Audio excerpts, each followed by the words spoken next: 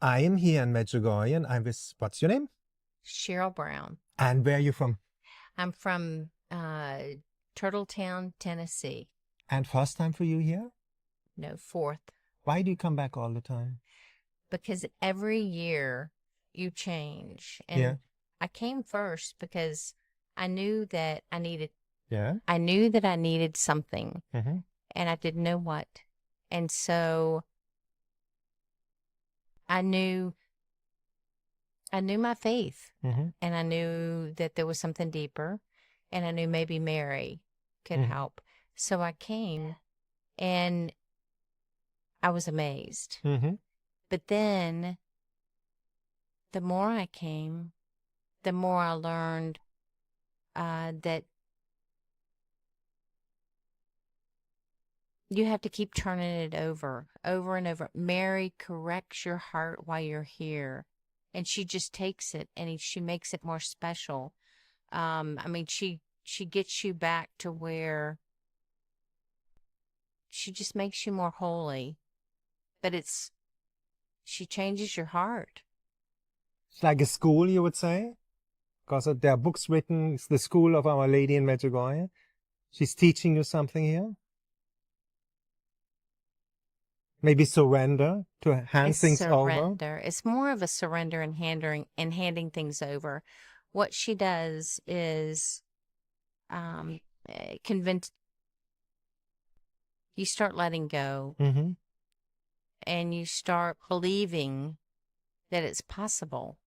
Because a lot of times when you're in the States and there's so much turmoil and there's so much hate, you get caught up in the world, the temporal world. So you come here, Mm-hmm. and there's peace, and there's a peace that you can't explain, and it gives your heart time to heal and to move forward. And that's what Mary does, is she makes you move forward. But there's all kind of miracles, but that's not the point. The miracles aren't the point. The point is being here. It really is. The point is being here and being still. Wow, amazing what you're saying. And you went to confession here? Oh, absolutely. What would you tell people? Well, a lot of people are scared to go on confession. Maybe after 30 years, they go to confession here in Medjugorje. And what would you tell them? Why not to be scared? Well, number one, the line is very long. So by the time you're up there, you know everyone in front of you is confessed. And so that it must not be scary.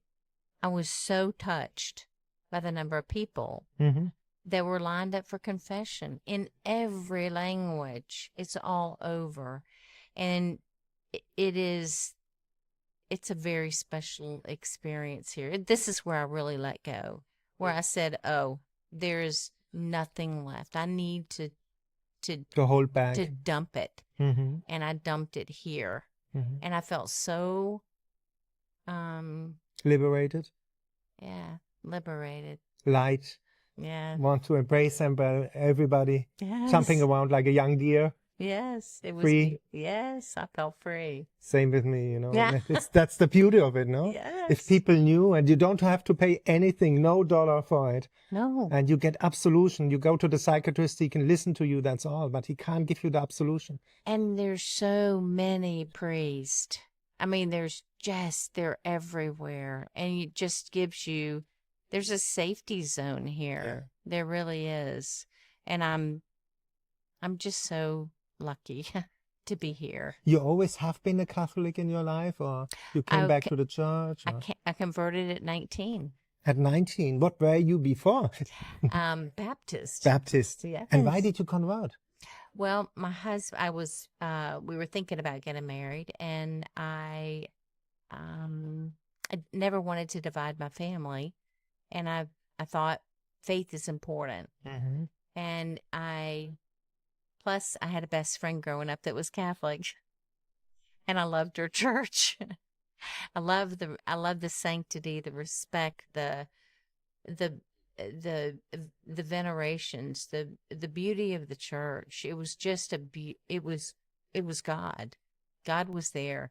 And so and the kneeling, I just didn't, you don't get that as a Baptist. And I obviously wasn't able to receive communion, but I got the fact that it was very reverent. And I liked that. I just really liked it as a young child. So when I ended up marrying a Catholic, that was not a big change for me because I already wanted to be there. And we went through the classes. I went through the classes, and at 19, I was a Catholic, and we got married at 21. Wow, beautiful. Mhm. And you know, our faith states after confession, after we are fresh like a deer, young and want to embrace everybody, we are in a state of grace. That is the meaning of state of grace, to feel free. We can receive the Eucharist. It seems a lot of people don't understand the Eucharist. What would you tell them? What is the Eucharist? Well, I'm going to tell you that Jesus and God, Jesus is brilliant. I mean, absolutely above. We will never understand. The more you read the Bible, the more you understand that there's a deepness, there's a depth, that he was trying so hard to give us what we needed. Yeah. But he couldn't even hardly relate the mysteries because they're so much bigger than what we even understand.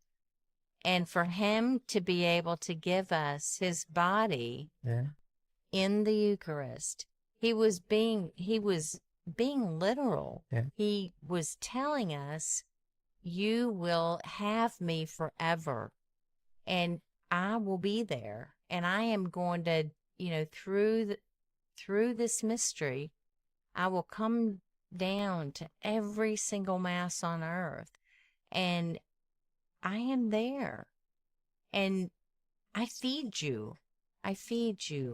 It is the most beautiful sacrament. We don't deserve this sacrament, and it is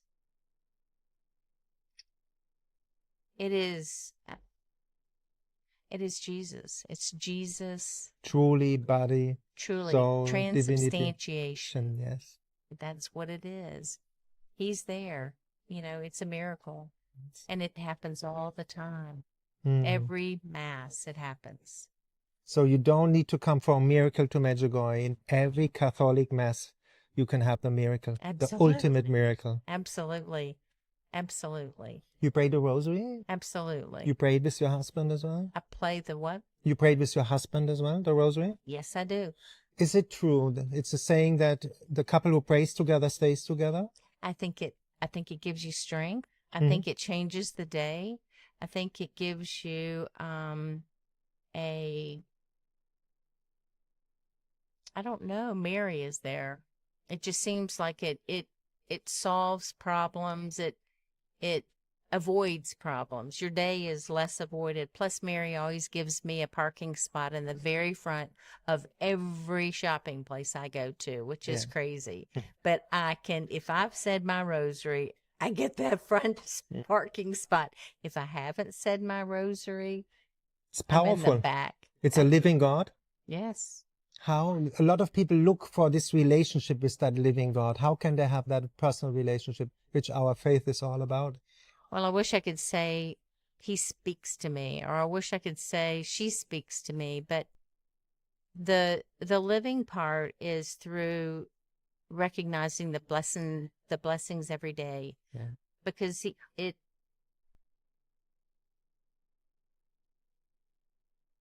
they're everywhere. I mean, the blessings are everywhere. I mean, the house that I ended up buying had things that I had always wished for, but had never stated to anybody or anything. And all of a sudden, those little things that meant so much to me were there. Nothing big. It was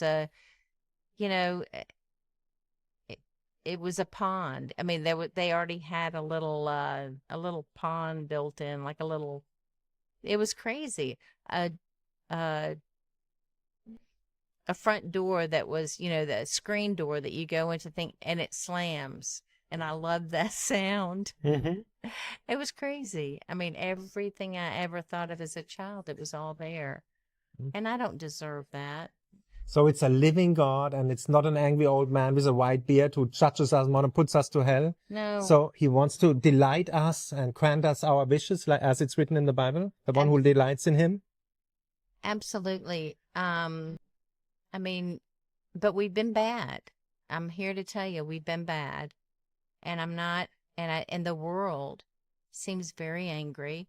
The world seems mad, divided. There seems to be a lot of hate. There things that are so far from who he is. Yeah. And we as God loving people, and know we deserve it. Yeah. It's And a grace. It is. It's a grace to know, and it's a grace to know that we have been bad. We've gotten And them out of still our love. schools. We've Yeah. gotten them out of our. We've turned our back on God, and we're going to pay for that. Mhm. And But we pay a payment we brought on of us. That's not God who makes us pay. It's ourselves who makes us it pay. is ourselves. God is not like that. God is trying to bring us back Back. to Him. And we are punishing ourselves. It's not God. He's a love. He's pure love. He's not He punishing. is pure life. He's not punishing, but I'm trying to teach my children Mm-hmm. that we've got to get Him back. Yes. He has to be part of our daily lives.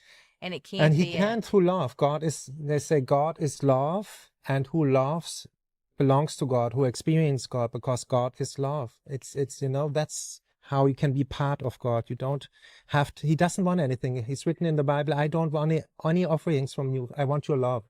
I want a loving heart. To make it clear, people don't misunderstand. You don't have to, that's Islam, that's something else, that you have to bow in front of the impersonal God. This is pure love, and he wants to be loved, and that you love, and that you're the image of him. Yeah. Would you agree to that? Yes. Yeah.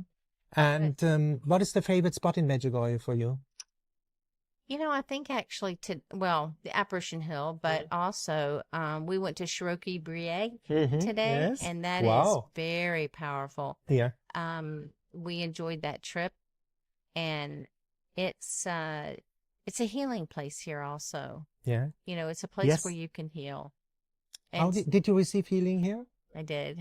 Can you describe a bit the process? Well, I had a knee that is artificial knee. Yeah. And it was getting it, of all things, that's what was getting attacked as I tried to get over here. And it started swelling, and I knew that it was not biological. I just knew it. Wow. But I went to Father Leon's blessing of the gifts, and then he does also blessing of healing. He heals. And I stood there, and I could just feel it. It was crazy. The next day, I had no problem. I scampered up, I could have scampered up Apparition Hill, but I didn't have to. I went slow. It didn't hurt. And nothing has hurt since. Yes. So it is completely healed. And then I went back for a second, and I said, can we seal that knee? Yeah. Beautiful. And I believe it's sealed. Yeah. I believe I'll be fine forever now. Oh, man. It is. Did you make the experience when you live in the intention, thy will be done in my life, that your life goes smoother, easier? Absolutely. Yeah. Absolutely. Can you describe the process, how to do that? That's the grace of saying the rosary. That's the grace of saying your prayers. That's the grace of believing. That's the grace of turning over. That's the grace of just daily immersing yourself in God. You need to spend as many moments as you can with him and in his grace. Yes. So that's what changes your life. The more time you can spend, the more time you can immerse yourself in the right world. Yes. Is the more healed you become, and the easier it becomes. And I want to add here, why do we want to immerse in that love? Because God is pure, an ocean of love, and you will be happy to immerse. It's not a duty. It's a love affair. We want to go there all the time. Absolutely. Yeah. It's like, It's the only you will see it. solution. It's the only solution. You will see it. And I can feel, and I feel bad for people who don't Know that. understand. Yes, who don't understand. Because they struggle. It's a day-to-day struggle. And I've been there. Me too. And Still there now?